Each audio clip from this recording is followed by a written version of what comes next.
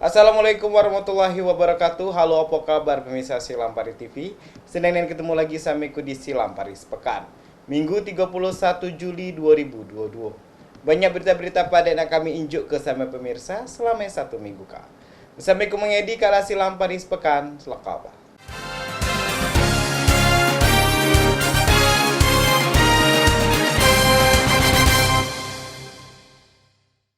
Pemilihan kepala desa serentak tahun 2022 di 50 desa pas September 2022 kaget di Kabupaten Musirawas Utara diterapkan protokol kesehatan COVID-19.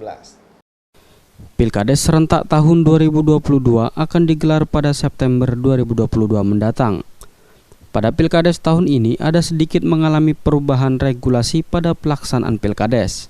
Menurut Kepala Dinas Pemberdayaan Masyarakat Desa Perempuan dan Perlindungan Anak Kabupaten Muratara, Gusti Rohmani, Pilkades pada tahun ini mengacu pada Peraturan Menteri Dalam Negeri Nomor 72 Tahun 2020 tentang perubahan Permendagri Nomor 112 Tahun 2014 tentang Pilkades. Dalam Permendagri ini juga mengatur pembatasan jumlah pemilih di setiap tempat pemungutan suara atau TPS, yakni maksimal 500 pemilih per TPS. Jika pemilihnya dalam satu desa mencapai 2.000 pemilih, maka dalam satu desa tersebut terdapat 4 TPS.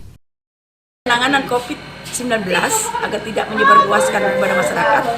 Jadi petunjuk Mendagri nomor 72 itu tahun 2020 itu menyatakan bahwa untuk Pilkades tahun ini dan selanjutnya itu untuk di TPS mata pilihnya itu maksimal 500 orang. Jadi kalau misal 2.000 orang yang mata pilihnya, berarti di satu desa itu 4 TPS. Saat ini tahapan Pilkades telah memasuki tahapan pembentukan panitia Pilkades di tingkat desa oleh Badan Permusyawaratan Desa dan Masyarakat. Tim Silampari TV. Wali Kota Lubuk Linggau Haji SN Pranaputra Sohe mengungkap ke ada 700 perkara yang ditangani Pengadilan Negeri Lubuk Linggau, di mana perkara ini merupakan galo-galo kasus gabungan dari 3 wilayah yakni Musirawas, Musirawas Utara, dan Lubuk Linggau.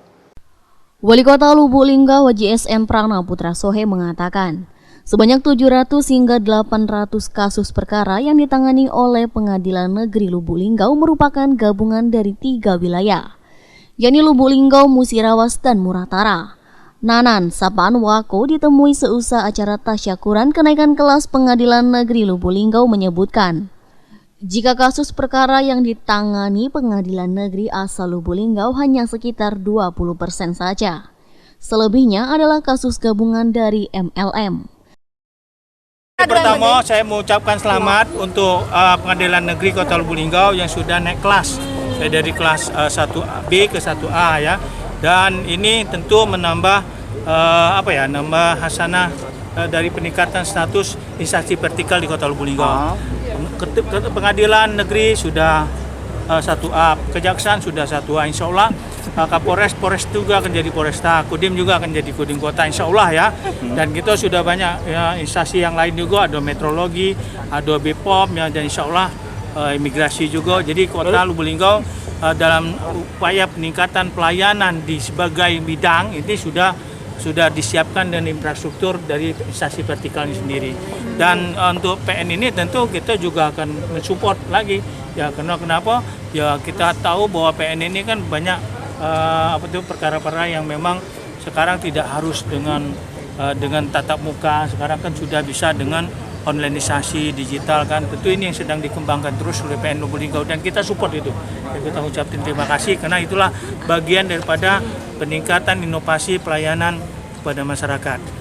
Juga berkaitan dengan kasus tadi ya, 700 kasus itu di Pengadilan Negeri Kota Lubuk Linggau. Tapi bukan berarti kasusnya di Linggau semua. Ya, itu kasusnya ada di Musirawas dan Muratara. Itu tadi ya. Di tempat yang sama, Ketua Pengadilan Negeri Lubuk Linggau Imam Santoso menjelaskan, idealnya satu kabupaten atau kota mempunyai pengadilan negeri.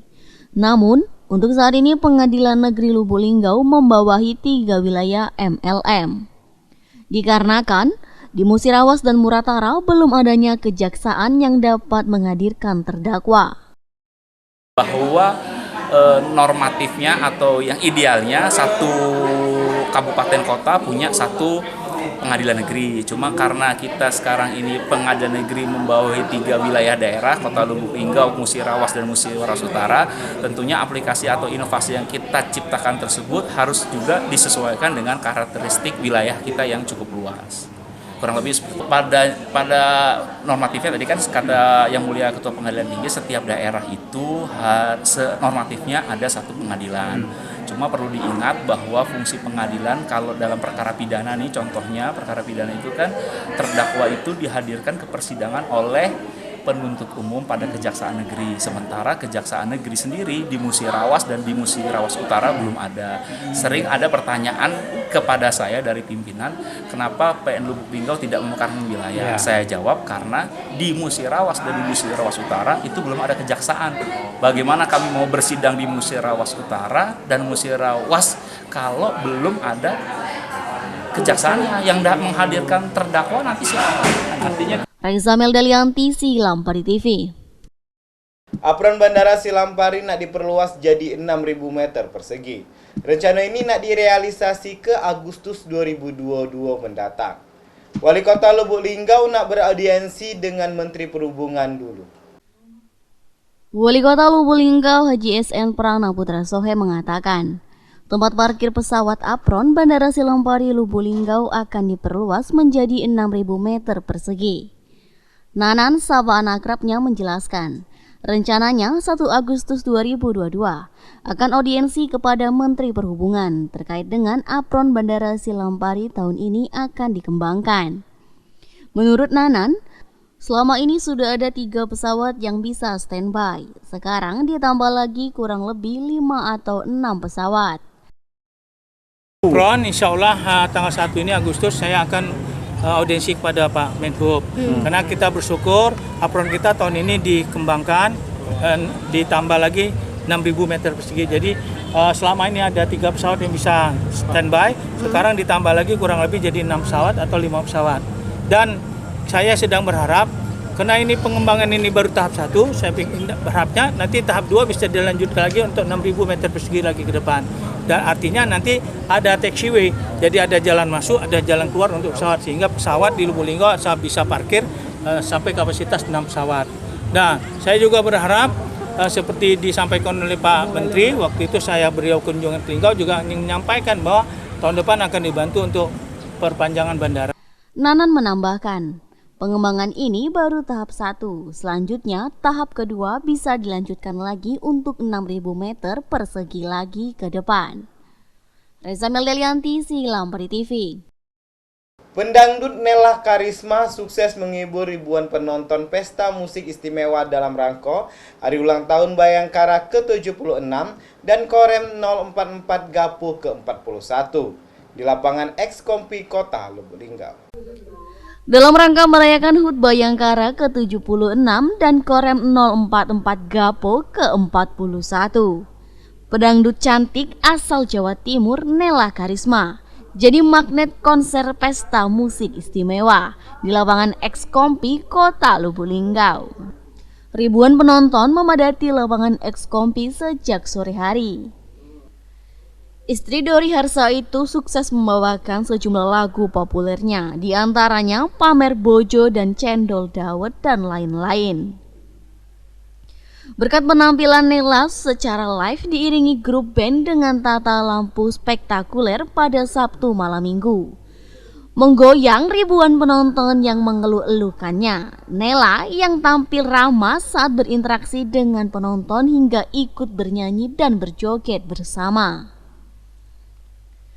Hadir dalam acara tersebut Wali Kota Lubuk Linggau Haji SN Prana Putra Sohe, Dandim 0406 Lubuk Linggau Letkol ARM Ageng Prasetyo Sulistyo, dan Kapolres Lubuk Linggau AKBP Harisandi, pimpinan PT Jarum Lubuk Linggau MIDI. Dalam sambutannya, orang nomor 1 di kota berslogan Sebiduk Semare, Haji SN Prana Putra Sohe menyampaikan, mudah-mudahan COVID-19 cepat hilang dari dunia ini, agar kita bisa terus mengadakan kegiatan seperti ini. Dan nanti ketika HUT Kota Lubuk Linggau kita akan adakan yang lebih meriah lagi. Kembali Nanan menambahkan, untuk masyarakat yang hadir di acara tersebut agar menjaga keamanan dan ketertiban. Sementara Ketua EO Pesta Musik Istimewa Fahmi mengatakan, event seperti pesta musik secara outdoor ini baru pertama dilakukan di Sumatera khususnya. Terlebih pasca pandemi, perayaan Pesta Musik Istimewa diadakan dalam rangka Bayangkara ke-76 dan Korem 044 Gapo ke-41. Untuk penonton diperkirakan 3.000 hingga 4.000 maksimal penonton. Ya, perlu kita sampaikan juga ke kawan-kawan bahwa kegiatan ini sebenarnya perdana untuk pasca pandemi kan. Jadi memang standar yang kita pakai berbeda dengan kegiatan sebelumnya. Kalau sebelumnya itu tidak bebas tanpa masker, kita memang sini wajib pakai masker. Kemudian beberapa standar lain juga kita harus sesuai ketentuan yang tertuang di SI Kapolda. Makanya minta doa juga kawan-kawan kalau ini perdana ini lancar, mudah-mudahan secara hiburan entertain semuanya bisa kembali normal. Kita udah nganggur 3 tahun. Room itu sebenarnya support produk aja. Kalau dari tematik event sih sebenarnya dari kita Sinergi Multi Talent itu sebagai IO penyelenggara. Jadi memang teknisnya secara general memang kita yang melaksanakan, kerjasamanya ada Bayangkara, Kepolisian dan TNI. Berapa Kak? Kalau target kuota penonton kita tiket yang sudah diproporasi pajak itu 5.000 penonton. Cuman secara realita itu paling 3.000 sampai 4.000 maksimal. Sementara salah seorang penonton Pesta Musik Istimewa, Mela mengaku sangat senang adanya konser musik seperti ini. Dirinya berharap ke depannya Kota Lubuk Linggau akan kembali mengadakan konser-konser musik yang lebih besar lagi. Ya senang sih Mbak ya, apalagi kan Kota Lubuk Linggau sudah lama tidak mengadakan konser-konser musik seperti ini ya. Senang sih, tadi juga rame sih Mbak, teman-teman yang lain penonton pada pecah sih Mbak. Ya semoga harapannya ke depannya itu Kota Lubuk Linggau terus mendatangkan penyanyi-penyanyi dari luar sih Mbak. Reza Meldelianti, Silampari TV. Pemirsa, berita tadi Kak sekaligus nutup ke Silam Paris Pekan Minggu Kak. Tonton terus Silam Paris Pekan setiap hari Minggu di jam yang sama. Ku mengedi bersama kru yang begawe mohon pamit. Wassalamualaikum warahmatullahi wabarakatuh. Silam Paris TV punya kita kali.